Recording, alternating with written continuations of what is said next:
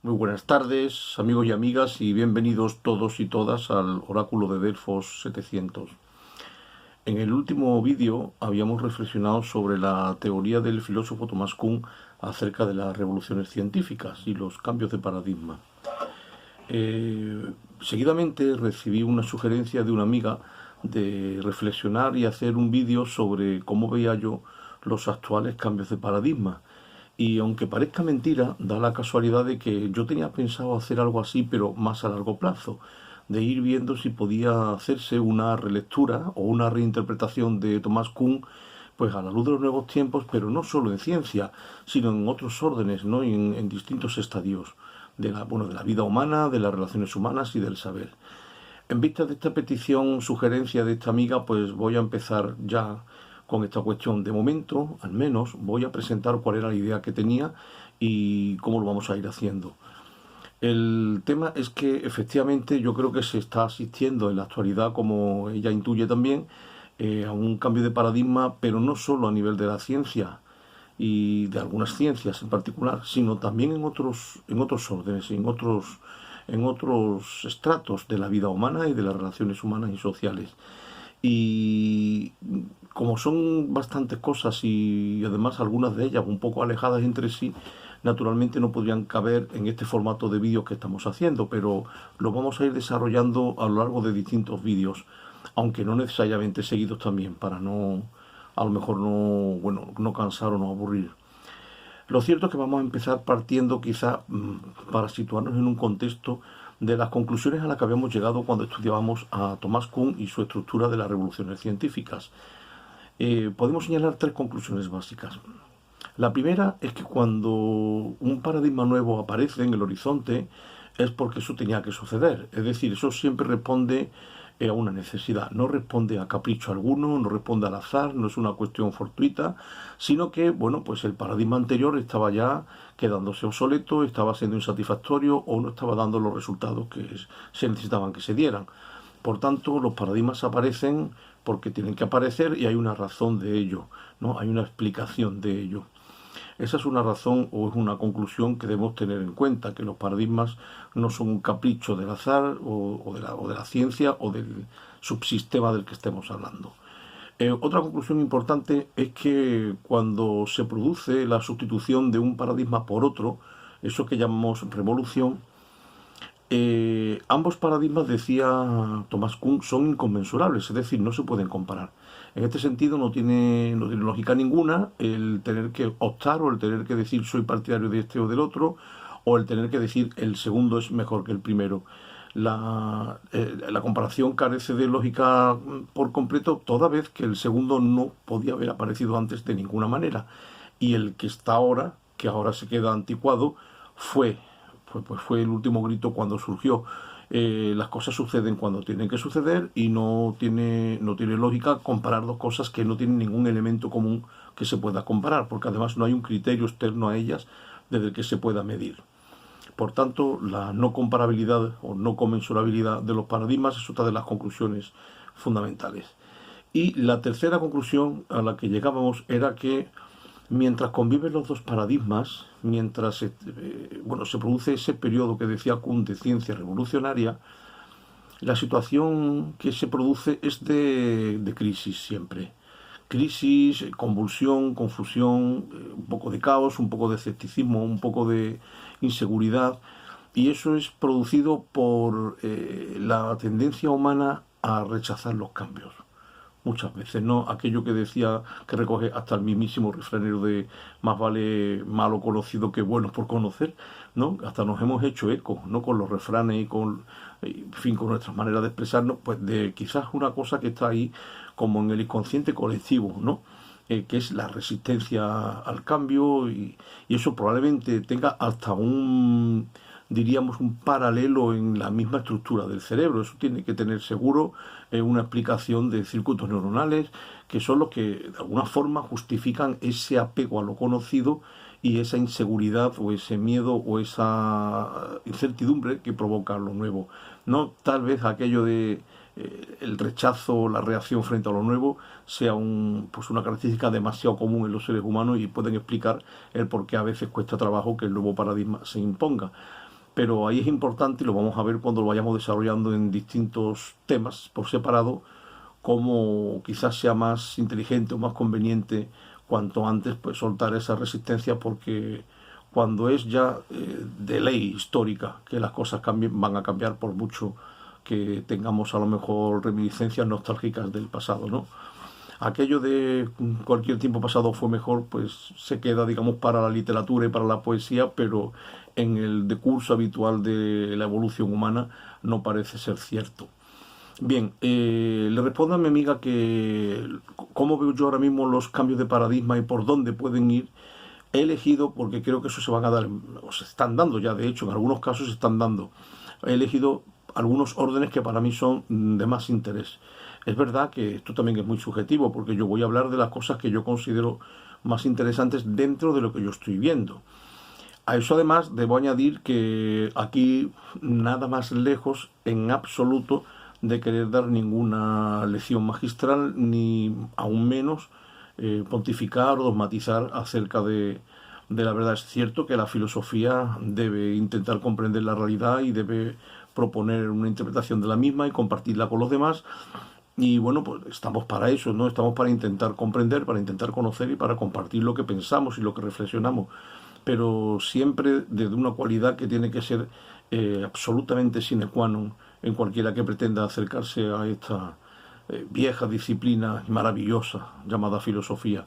Esa cualidad de ser la humildad y la modestia. En ningún caso se va a pretender que lo que digamos de cualquier paradigma o de cualquier otro tema en cualquiera de los vídeos tenga el oyente de estos vídeos que creérselo en absoluto. De hecho, la filosofía en la que creemos es justamente aquella en la que cualquier teoría puede ser expuesta a discusión y a debate, y en el caso de estar confundidos en nuestra apreciación de lo real, pues bendita la hora en que nos demos cuenta y podamos dar marcha atrás y agradecer, por supuesto, toda corrección, matización o crítica. Dicho esto y por tanto aclarado que lo que yo voy a dar van a ser mis impresiones personales acerca de cómo, pues en mi modesta opinión, se están produciendo ciertos cambios ahora mismo en el ser humano y en su entorno, pero todo esto, repito, no son más que, bueno, pues el resultado de cómo yo elaboro lo estudiado y lo observado, y de la síntesis entre lo estudiado, lo leído y lo observado, y lo que voy viendo en el día a día, pues tengo mi propia visión personal de lo que son los cambios que en algún caso o algunos casos ya se han empezado a dar, y en otros casos yo creo que están muy emergentes ahora mismo, como muy incipientes, están empezando a darse o están empezando a caer quizás en tierra las primeras semillas. Y bueno, el futuro nos dirá si esas semillas van a germinar o no. Yo tiendo a creer que sí, y que es cuestión de tiempo. Algunos tardan más tiempo, otros tardan menos, otros son casi más inmediatos, pero vamos a ir viendo, entiendo yo. Y en todo caso, si no vamos viendo esos cambios, pues la misma realidad nos irá diciendo si eran o no eran acertadas nuestras visiones y nuestras interpretaciones. Antes de continuar, bueno, en realidad no es que no lo voy a desarrollar hoy, voy a explicaros, a presentaros cuáles son los sistemas, los subsistemas o los órdenes del saber y de la ciencia y de la vida humana y de las relaciones sociales, en los que yo creo que o se están empezando o van a empezar a darse ya cambios profundos. Uno de ellos es en la ciencia. Naturalmente tenemos ya hoy día en la ciencia, asistimos sobre todo en la física y también apuntaré. Entiendo que también se está dando en la neurología y por tanto en la neurobiología y en la neuropsicología algunos cambios que empiezan a romper con ciertas visiones de la realidad y de las mismas ciencias que teníamos en el pasado y que ahora pues van a ser de otra manera.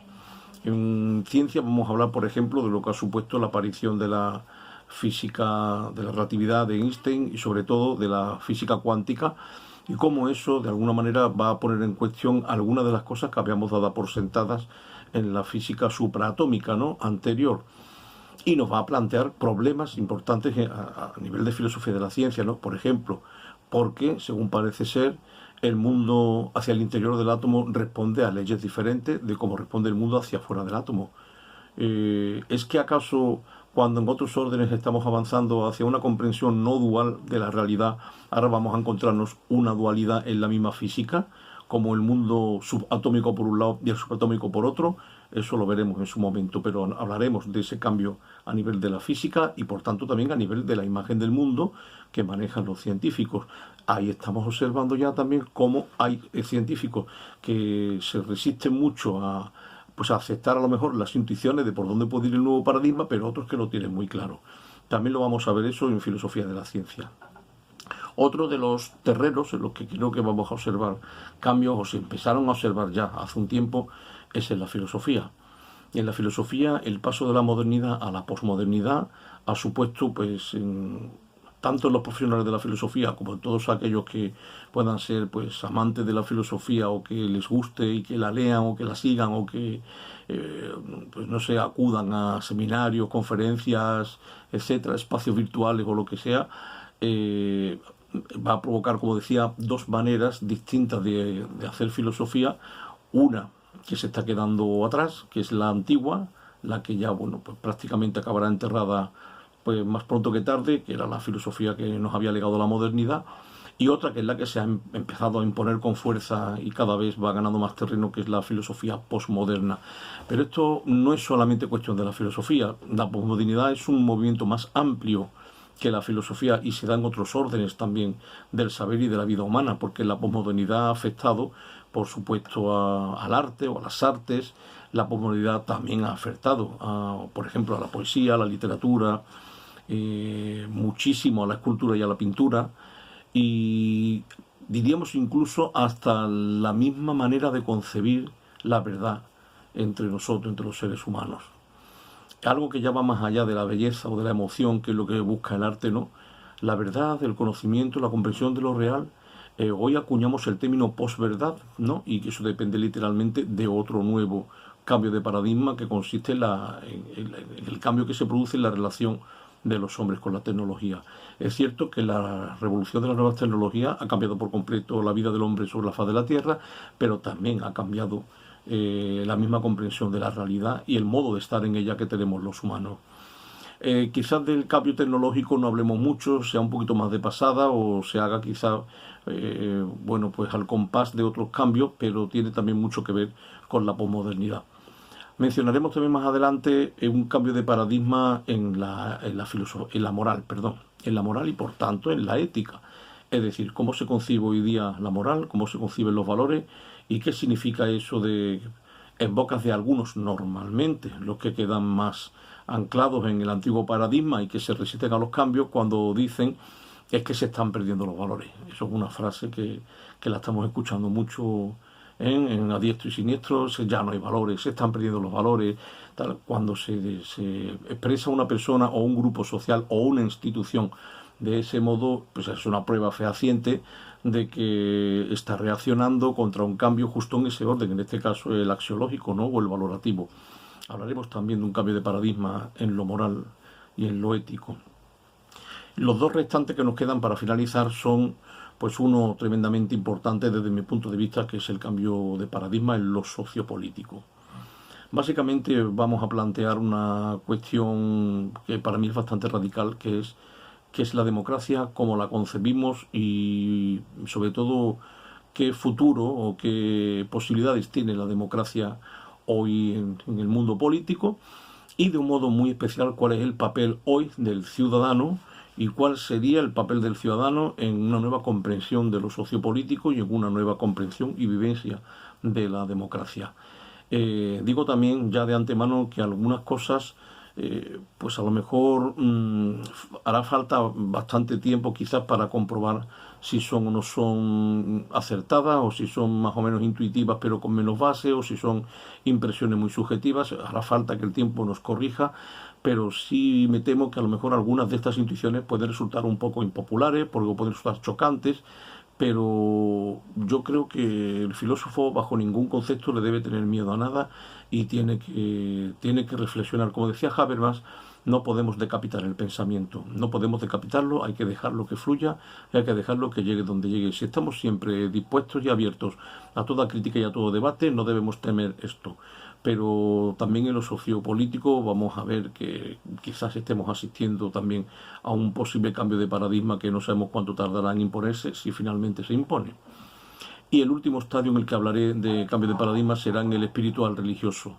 también en la concepción de lo religioso, en la concepción de las religiones, en la manera de relacionarse el ser humano con lo religioso. Estamos asistiendo ya, de hecho, también a una nueva sensibilidad y a una nueva manera de entender y de vivir estas cuestiones.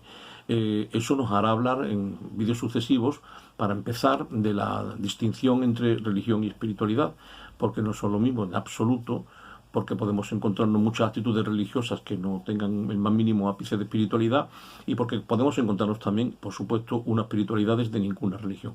Bueno, pues todo esto lo vamos a ir desarrollando en vídeos posteriores. Sé que a mi amiga no le he respondido nada, le habré dejado la miel en los labios, supongo, pero quería por lo menos hacer esta presentación antes de ir dando ahí, digamos, no sé, a salto de mata, vídeos que no tengan ningún orden ni concierto. En vídeos posteriores iremos desarrollando todas estas ideas y invitando a todos los oyentes a que puedan, por supuesto, seguir también haciendo sus sugerencias, plantando sus ideas, sus discusiones o sus dudas. Muchísimas gracias y muy buenas tardes a todos y todas.